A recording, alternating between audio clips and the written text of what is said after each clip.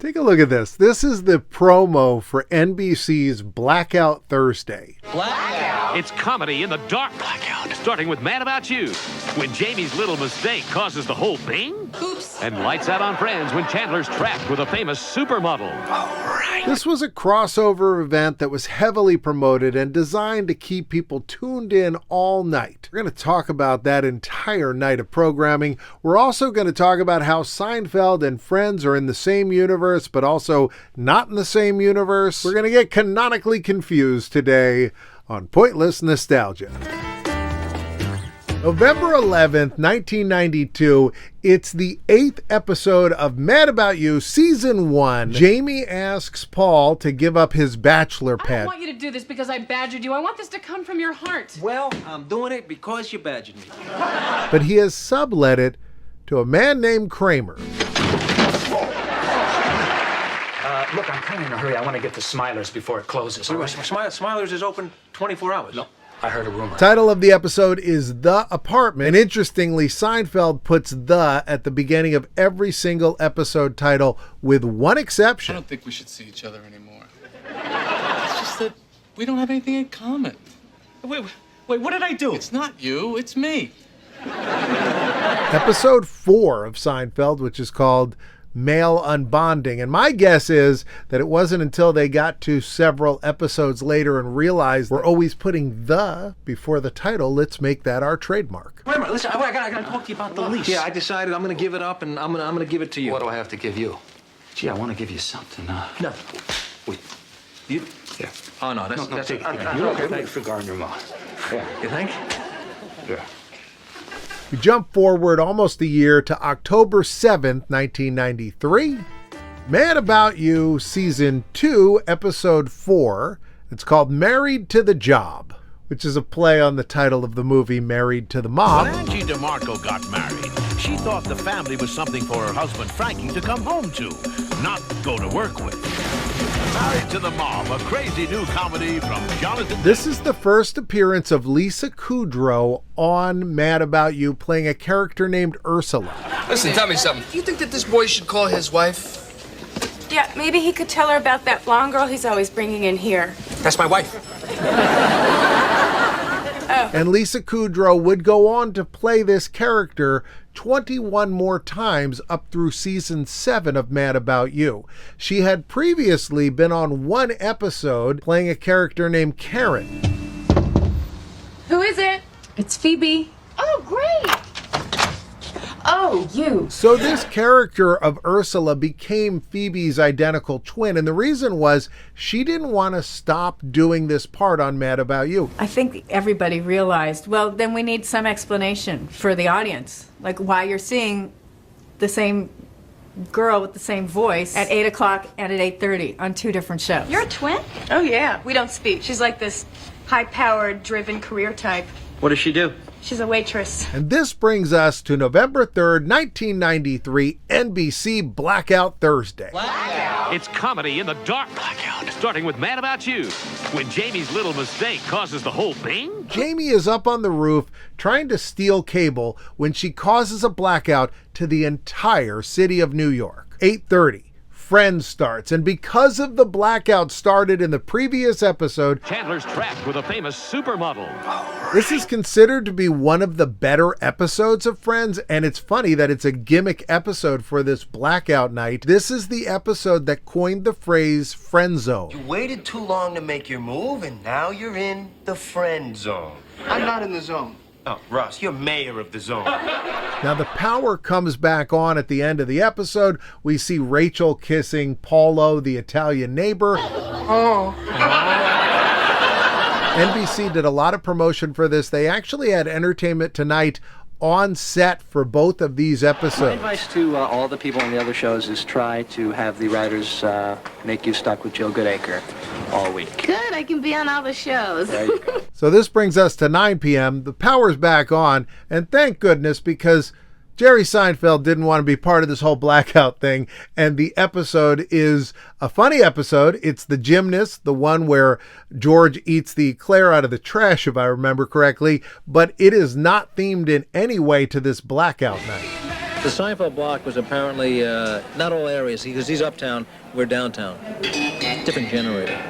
In the ads, they showed each of the characters, and you can see Jerry wasn't participating. And the madman spins the blackout, busted for looting. You're sitting on my boa. Blackout Thursday, plus an all-new ER on NBC.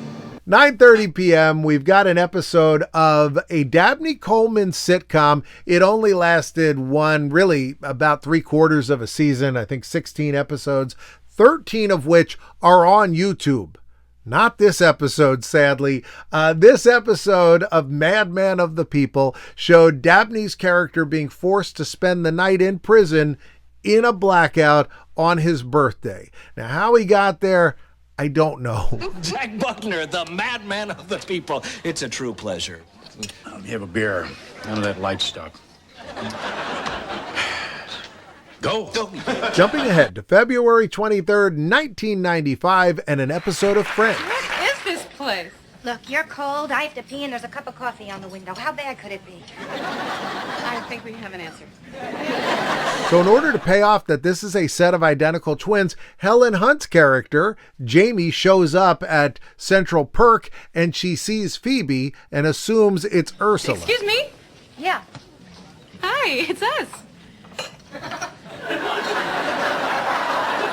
Right, and it's me. So Friends must be in the same universe as Seinfeld, because we know that Friends is in the same universe as Mad About You. And we know that Seinfeld is in the same universe as Mad About You, which means that they must be in the same universe. But wait. I am really going to make some changes. Yes. Changes. I'm serious about it. You think I'm not? I'm not kidding. Me too. September 21st, 1995, Seinfeld, Season 7, Episode 1, The Engagement. Now in this, George decides that he is going to do things even if he doesn't like them, if they help and comfort people he cares about. Hello? Hey, MSG's rerunning the Yankee game. You watching this? They are. George, you coming to bed? I text Matt about you. Yeah, I'll be there in a minute. So Mad About You is a TV show within this universe. Tell me why. What would happen if they got to the episode with Kramer? What, are you dying? Well, eventually, you know. We all gotta go. Not me. What do you mean? Cryonics, Paul. The big chill. So then in 1997, Jerry plays himself on an episode of News Radio. How do I know you guys aren't going to chop it up later and make me look like an idiot? Oh, come on, Jerry. You know me. Again, Bill. No, I don't. We're getting to some serious issues. You know, mix it up a little. I'm a comedian. Nobody cares what a comedian thinks about serious issues. I don't even care what I think about serious issues. In this, Phil Hartman's character is trying to get an interview with Jerry Seinfeld, the famous comedian, not Jerry Seinfeld, the less famous comedian on the show Seinfeld. They call Jerry Seinfeld the nicest guy in Hollywood. Fact or fiction? And then in May of 1998, Seinfeld goes off the air and Jerry goes on Larry King Live to tell him about it. You gave it up, right? I did, sir. They didn't cancel you. You canceled them. You're not aware of this? No, I'm asking you. You think I got canceled? Is this still CNN? Don't most shows go down a little? Most people do also.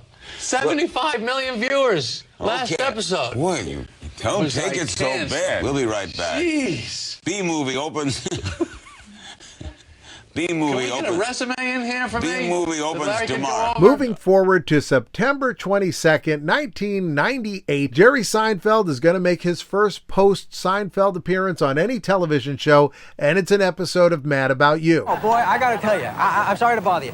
I'm... Yeah, I know. You're my biggest fan. This is the first episode of Season 7, and it's called Season Opener, which is kind of odd because they don't call any of their other season openers Season Opener. The plot is Paul makes a sandwich with bad meat, Paul takes Viagra, and Jamie is locked out of the gym in just a towel. Wow, this is quite entertaining. Paul meets Jerry Seinfeld in the street. No, my wife is a big fan. Would you mind if I want an autograph? I'm sorry to bother you. So this Jerry Seinfeld is clearly not the Seinfeld from the show Seinfeld. So I think Seinfeld and Friends just aren't in the same universe. And as a little bit of more evidence, going back to March 17th, 1994, in an episode of Seinfeld called The Wife, Courtney Cox plays a totally different character. Honey, what'd you do with the can opener? It's in the first drawer. I'm looking in the first drawer. It's not here. You want me to go find it? Yes, I do. You show me where there's a can opener in that drawer. Hello, I'm sorry, I'm just fighting with my wife. Hey, do you enjoy these videos? Do you like postcards? Go sign up. I'm going to be sending out some of these great postcards. Look at this. The American Legion building.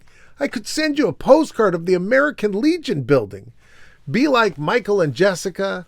Be like my big brother Rob. Be like Chris and Matthew Chapin. Go ahead and sign up today. So how can I help you, Jerry? Jack, I was vacationing with my family in a country only rich people know about. Svenborgia? No, better. But I can't tell you. There was an episode of 30 Rock called Seinfeld Vision where Jack decided to use old footage of Jerry Seinfeld in altogether new programs to have an entire month of Seinfeld. My mother called to tell me that I'm going to be on Law and Order and ER. When did I shoot these things? That's the beauty of this, Jerry. It's all done with computers. When you see it, you're going to... 25 sexy moms, 50 sweaty 8th grade boys, and 1 beloved American comedy star. This Wednesday on MILF Island. Jerry is wearing a wig in the sequences that are supposed to be from the Seinfeld show, and he said it felt ridiculous and looked ridiculous, but then he showed it to his wife, who said, it's exactly how you looked back then. Elaine, it's Kramer! Kramer's on Murphy Brown! Hi, I'm Murphy Brown. You must be my new secretary. Oh, good morning, Miss Brown. I'm Stephen Snell. Snell. Well, hello, Mr. Snell. Stephen. I love all the crossing over. I love when they do those theme nights, too. The one thing I remember was they would do theme nights where all the shows would go on a vacation. You know, like they'd all go to Disney World or they'd all go to Hawaii. I feel like every single sitcom went to Hawaii at one point. You had the Brady Bunch there, Sanford and Son, the Jeffersons, Sesame Street, Saved by the Bell. I dug up footage from every single one and I kind of explained why they went to Hawaii, which was a good question. The details are right up here. Otherwise, go watch that one. YouTube says it's the best one for you. And I'll see you next time.